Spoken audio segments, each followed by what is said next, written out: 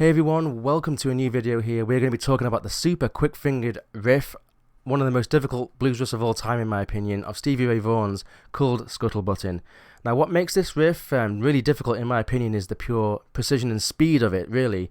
The notes themselves, it's just a simple blues scale, so nothing special about the notes, it's just trying to get the movements. There's slides in there, there's a bend, and there's like fast kind of picking with up and down strokes that you need to get used to. And let's play it slowly.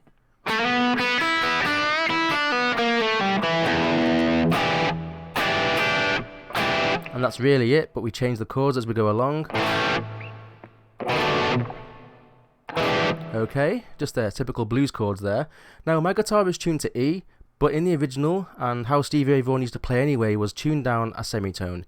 But there is a version on YouTube. If you type in Stevie Ray Vaughan Scuttlebuttin in E, you will find a version that is tuned up to E standard, because that's the wonders of YouTube these days.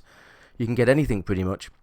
Now, so let's get straight to this riff. We're going to start off with a slide here on downstroke on the 2nd fret of the G, slide to the 4th fret, and then another downstroke on the open B, and then upstroke on open E, and another downstroke on open B again. Down, down, up, down. Just try and get used to the speed and get used to the movement. Then we have another upstroke here. Quite crucial that we go straight from that downstroke to an upstroke on the bend here, 3rd fret on the B. Okay, my finger's really slippy right now, I've got kind of a burst blister there, but yeah, you can bend it up to kind of close to a full tone bend. And then we're going to hit another upstroke on the high E there. Again, take that into another chunk until you get it nice, just a nice flow kind of, feeling when you're playing there. Then we have a downstroke on the 3rd fret of the B, pulling off to an open B. So you have that upstroke on the high E, down to that. Downstroke, pull off.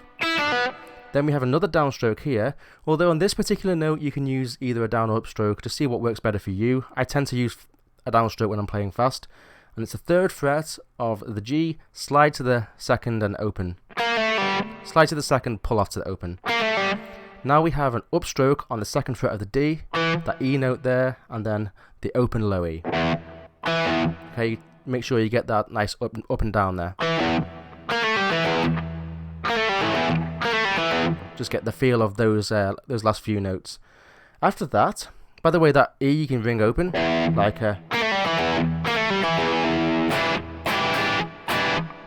instead of cutting it off like I was.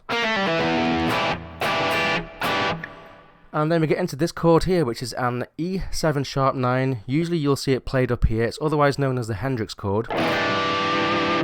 Okay. Just the same notes played on the thinner strings.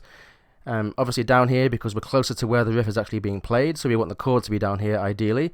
So we have the 2nd fret, 2nd finger on the D, 1st fret, 1st finger on the G, and then little fingers barring over the 3rd fret of the B and the high E. Okay? We have that down, down, up, down. Okay? And you can mute in between, just placing your palm on the strings. And that's the first, couple of times we play that, we end with that chord. Then on the 3rd time, we have this. So to go into that low E, we're going to go to the A now, and then we're going to play this chord. Okay, so an A7, basically just a normal A where you have the 2nd fret on the D, G and B. I use my 1st finger to bar that, and then my 3rd finger on the high E on the 3rd fret. Okay. Then we have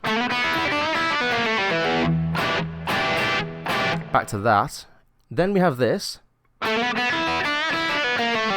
Okay, playing that little G twice there, pull off to it, and then upstroke on it. Then we go to this B7 sharp 9 chord, which is alright. 2nd fret, 2nd finger on the A, 1st fret, 1st finger on the D, and then 3rd finger on the 2nd fret of the G, and then finally the 3rd fret with the little finger on the B. Okay, same thing as before. And then we finish with this.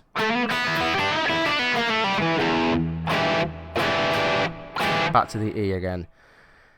So yeah, just take it all in chunks. As I said at the start of the riff. And then we have, you know, that maybe, or this. Just getting that feel. There's a bit of a string skip there between the D and the E at the end of it. The up and down. Just get the feel for it and keep going.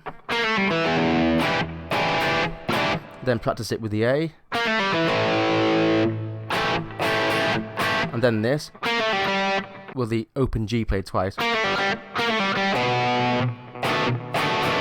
So we have.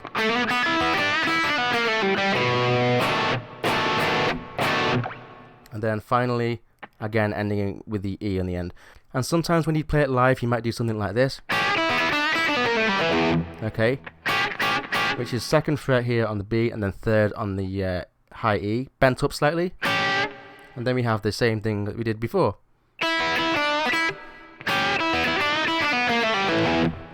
Right, you could also try things like that, just to variate the riff a little bit like Stevie would do live. And yeah, give it a go. There's a lot more to the actual piece of music, but this main riff here is a great thing to practice and warm yourself up with, and see if you can get it down nice and up to speed eventually, but just nice and clear. It's the clarity of the notes, really, picking each note and getting them all to sound you know, really clear and not muddled up too much. Anyway, hope you enjoyed the video and you can take something from this, and we'll see you next time. Take it easy.